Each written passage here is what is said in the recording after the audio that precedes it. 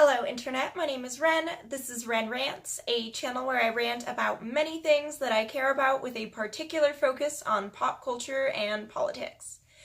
In this video, we're going to talk about Season 2, Episode 2 of the Orville, Primal Urges. But before we get into that, I have a quick tangential rant to explain what happened to my review of the premiere of the Orville Season 2, Jaloja. I had, I think, a 27-minute video that I spent a considerable amount of time editing and that I had added a number of clips to, and it was taken down and blocked within minutes of it being uploaded by Fox for a copyright claim. And I found that incredibly frustrating because it's still very much a review. I think my use of the content was very much transformative, and I was giving a positive review of the show. You know, like, one of the main successes of this show has been from word of mouth, from people being so excited about this show because they're sure as shit not getting any support from the critics for this show. And so, as a fan who put this much time and effort into positive content about this show, I am very frustrated to immediately have it taken down. The appeals process is a joke, so I'm not even going to worry about it. I will try to re-edit and upload that video with fewer clips, and in the future I'm just going to use way less clips, way less content from Fox or CBS because I just don't have the patience for this anymore. I'm an incredibly busy person. I work full-time, I do law school part-time, I have a chronic illness, I try to do 2 YouTube channels, and I try to have time for my art and my family and living, existing in general, and so to put this much time and effort into something and have it immediately taken down is just not something I'm willing to do anymore. It's not something I'm willing to deal with. So these reviews are going to be shorter. There are going to be more spoiler-free reviews, and when I do talk about spoilers, it's not going to be so much of a play-by-play of the plot, because realistically that's probably not why you're watching these videos anyway. You've probably already seen the episodes, so you don't need me to hold your hand and give you a full summary and recap of the episode. If you are looking for that, you can probably find that over at Egotastic Fun Time with my friend JP. He's a really cool dude, and his videos are much more detailed, and his predictions are killing it. So if that's more what you're looking for, definitely check out his channel. This video for Primal Urges is going to be more of a spoilery review because at this point the episode has been out for a couple of weeks, so I think everyone has probably seen it more than once. So I'm not going to worry too much about spoilers, but in the future there will be a spoiler-free section of the video, and then towards the end a spoilery section, so that those of you who have not seen a certain episode or piece of content don't have to worry about spoiling yourselves, and I don't have to worry about making 2 separate videos. So, with all of that out of the way, and all of my frustration out of the way, let's jump into a look at Primal Urges. This episode was originally supposed to air in Season 1, before Mad Idolatry, and to some extent you can kind of tell, but I think they worked it in early enough in the season that it ends up being pretty seamless, and it is hard to tell that it was really intended to air in the previous season. And I actually think the passage of time between when it would have originally aired and now adds a little bit more gravity to the plot, especially because we saw Bortus a little bit more in the previous episode as well, and so already having the focus on him and then bringing back that previous plot creates some really interesting character development that we get to see. So this episode has an A plot and a B plot. The B plot is more of the sci-fi concept that is overarching the episode and is sort of the impetus for all of the major things that happen, but really this episode is about the A plot, which is Bortus and Clyden's relationship.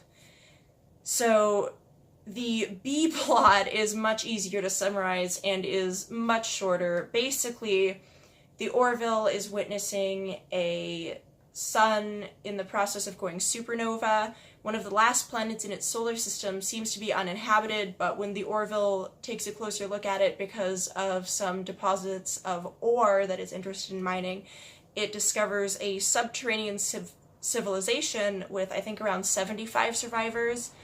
and they moved underground to try and protect themselves from the destruction of the planet and their sun, but of course that's not going to help them.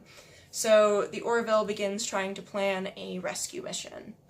The A plot starts out with Bortus clocking off early and lying to his coworkers and saying he's not feeling well or that he has to spend time with Clyden, only to go down to the environmental simulator and start up some erotic Mocklin programs. And then we find out he's also lying to Clyden and telling Clyden that he has to work late and he's not very interested in sex with Clyden. And it gets to the point where Clyden is feeling very frustrated and neglected. He tries to talk to Bortus several times about the situation. And eventually, after Bortus cancels dinner and still refuses to perform the sexual act, Clyden decides to divorce Bortus. And Mocklins like to divorce by doing a stab to one's chest. Bortus is luckily saved by the medical staff aboard the Orville, and the captain prescribes them couples counseling if Clyden wants to remain aboard the ship. Because originally the captain was, put Clyden in the brig, was going to have him removed from the ship, but Bortus begged to keep him aboard, and the condition was that they have to work out their relationship. So we see the couples counseling, and there are some moments where it seems like they're kind of reconnecting, but then Bortus continues avoiding spending time with Clyden and instead going to the environmental simulator for more erotic programs. He buys a sexy program from a colleague who is apparently from a species that is good at procuring porn and presumably drugs implicitly. And Bortus orders a program with a number of adventurous Mocklins, and while he's engaging with that program in the simulator, Clyden catches him in the act and is very, very displeased. So it's revealed during a counseling session afterwards that the reason that Bortus developed the addiction to the simulator was because he felt alienated and resentful towards Clyden after the events of About a Girl, which is the episode in season 1 where Bortus and Clyden have a child. Bortus becomes pregnant and gives birth to a female Mocklin, but in Mocklin society, almost all female babies are given surgery to conform them to the all-masculine ideal. And Bortus was initially willing to do the procedure but became opposed to it the more that he thought about it, and Clyden was not opposed to the procedure, and they ended up going through with the procedure, and Topa was made into a boy, and it was never really dealt with beyond that episode initially. So I really like that they've rounded all the way back to that to kind of show that at first Bortus tried to make it work, but then the cracks in the foundation just grew and grew and grew, and it manifested in this awful problem that ended up making Clyden feel betrayed and brought all of that resentment to the surface. And I think that it ended up being a interestingly human story considering the somewhat bizarre setup to the whole concept. And so Bortus, after he reveals to Clyden why he's so upset, initially tells him he doesn't know if he will ever be able to move on, and they're sort of in a really dark place in their relationship where neither of them really knows what's going to happen next. But Bortus is summoned to solve some of the issues in the B-plot because he has caused some of the issues in the B-plot. You see, that program that he got from a coworker had a computer virus that made a bunch of systems aboard the ship malfunction. The food synthesizers started to produce funky things, all kinds of little things like that where they would get locked out of different controls, just a stuff going wrong kind of plot like you see in a lot of older Trek episodes where there's just a bunch of weird little systems failures that are initially unexplained. And so that was a nice way to sort of bring the A and B plots back together. So now they have to deal with this virus, and they also have to figure out how to rescue the people of Nixia, who are the 75 remaining colonists from the subterranean civilization. The plan is for Clyden and Bortus to go and take a shuttle and take 2 trips to bring them back aboard the Orville while the Orville blocks the radiation with its deflectors. And even then, really only Clyden and Bortus can do this mission because of the radiation. But when they're going down for the first trip, the destruction of the planet begins to accelerate, and it turns out they can't do 2 trips, and they'll only be able to bring half of the colonists.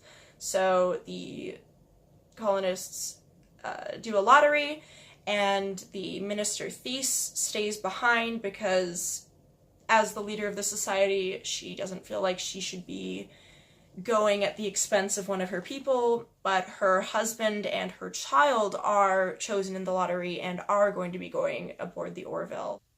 They have an emotional goodbye that reminds Bortus of his own family and his feelings towards Clyden and Topa, and he decides that despite what they've been through, he wants to work it out with his family because he doesn't want to be in a position where he's losing them.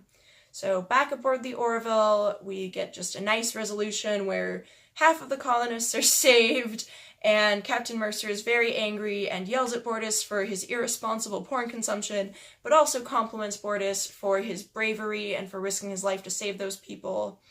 And we see that Bortus is now in a position where he's willing to make progress on his relationship with Clyden for the sake of their family. And man, that was a concise episode that really brought us back to that plot, really developed those characters and their relationship, and I was really impressed because I did feel like the premiere of this season was a little bit shaky, but still really good, and then afterwards, every episode so far consistently has been really strong and has had a lot going for it. I really like this episode. I love Bortus episodes. I love that we get to see more of Bortus and Clyden together, and I think that this episode was a great way to really round out that plot line and give us some follow-up. And I think that it's really nice how the Orville sort of is able to balance the episodic kind of nature of Trek shows where you can sort of pick and choose and watch single individual episodes and still know what's going on, but there's a little bit more continuity than we'd normally get from Trek, where it really does seem that we get reminded of a lot of plot lines and storylines from previous episodes, and I think they've definitely changed things up, so there's a little bit more focus on the characters and the drama, and a little more judicious use of the comedy and sci-fi concepts, but when they use them, they are really strong. Overall, I'm so happy that this show is back, and I will be trying to kind of rapid fire get out the rest of the reviews to catch up with the Orville, and so I will be doing a review of Season 2, Episode 3, Home, very soon. So, do you think that this episode fits better in Season 2, or would you have liked to see it back in Season 1 before Mad Idolatry? Let me know what you think in the comments section down below. If you like my videos, subscribe. If you don't, I'm sure you'll tell me. See you next time. Wiedersehen.